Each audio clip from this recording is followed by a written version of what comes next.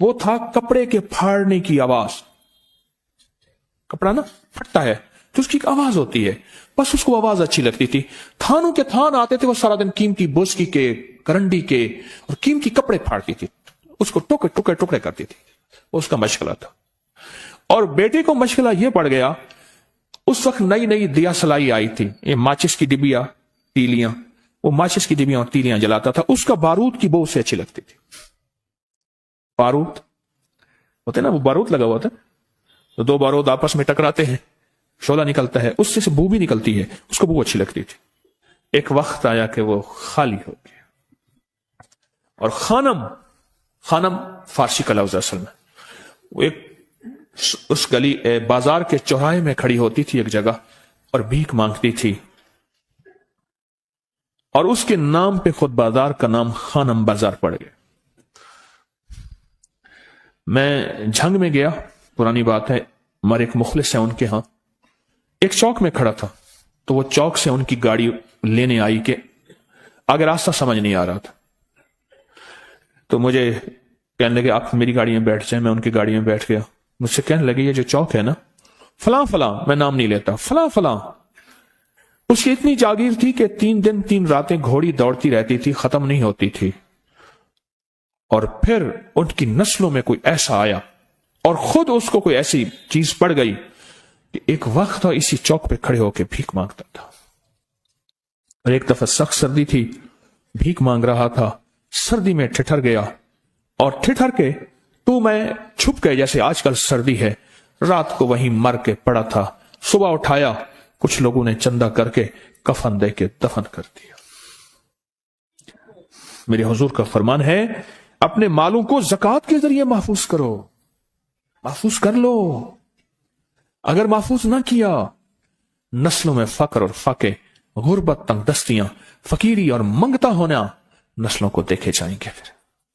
پھر نسلیں کہیں گی پدرم سلطان بت, ہمارا باپ, ہمارا دادا بادشاہ تھا, جاگیردار تھا, مالدار تھا, ہمارے بڑے بتاتے ہیں زندگی بھر کے لیے فقر اور فاقہ, غربت اور تنگ دستی سے بچے رہیں گے. غیب سے اللہ کا نظام ایسا چلے گا, ایسا چلے گا, ایسا چلے گا, اللہ سارے بھوکے ہوں گے, سارے پیاسے ہوں گے, سارے فقیر ہوں گے, سارے منگتے ہوں گے. اللہ تجھے کھلائے گا بھی صحیح, پلائے گا بھی صحیح, سلائے گا بھی صحیح.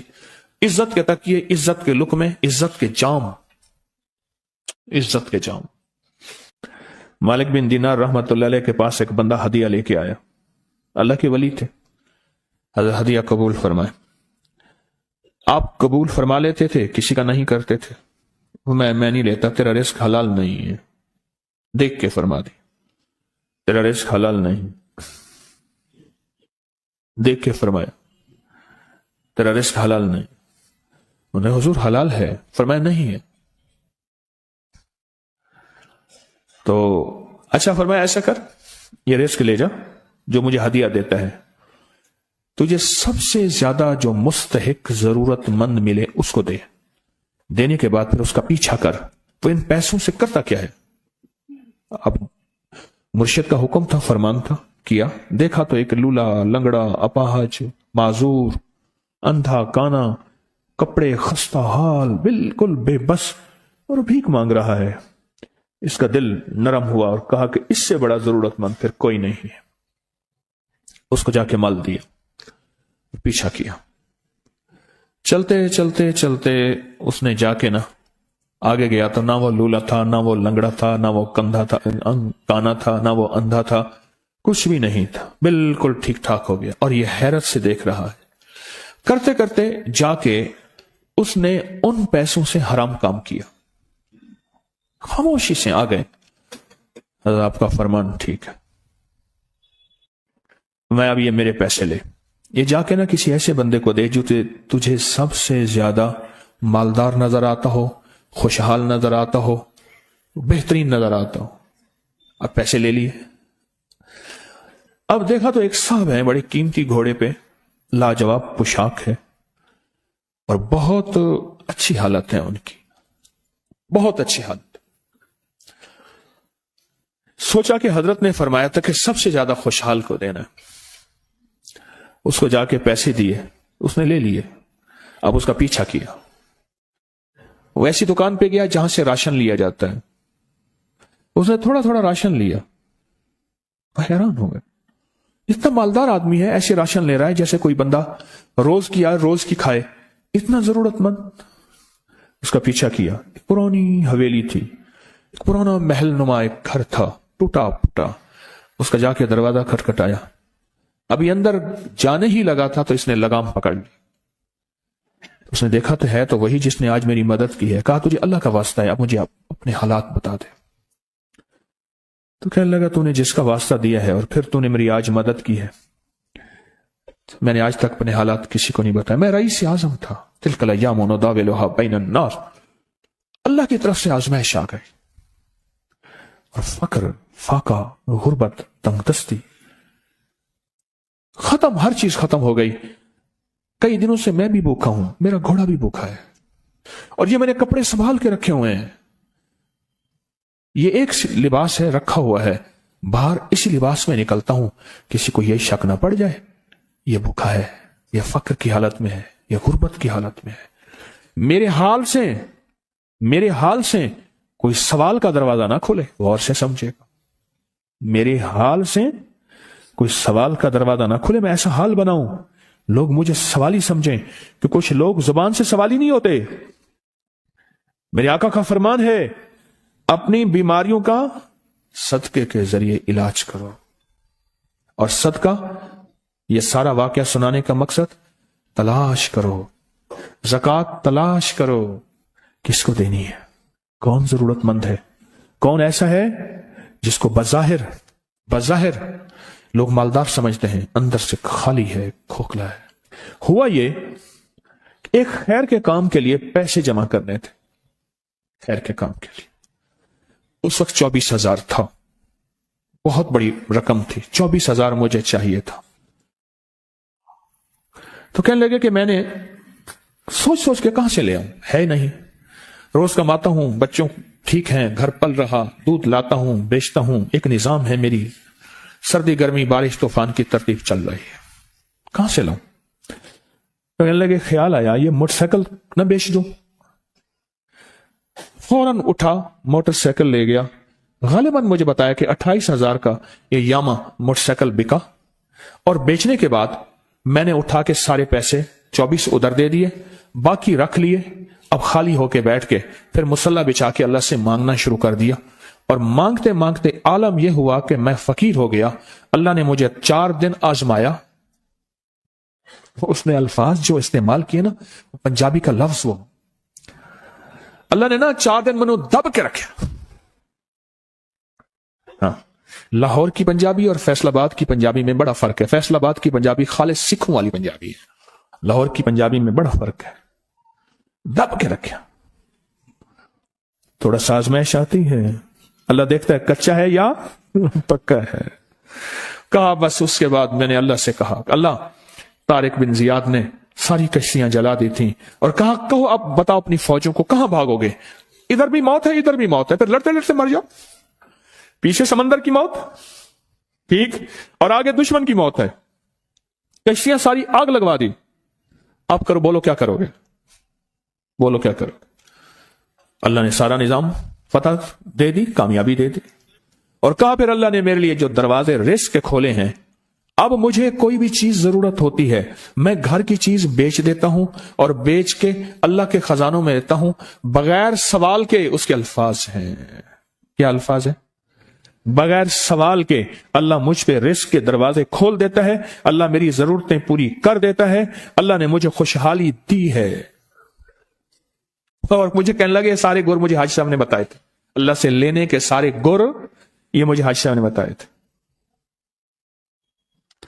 तो आपको एक लफ्ज कह रहा हूं, जिसको भी देखेंगे कि उसकी नस्ल दर नस्ल, दसर दर नस्ल रिस्क के दरवाजे हैं, तो वो खुलेंगे सिर्फ देने के नाम पे,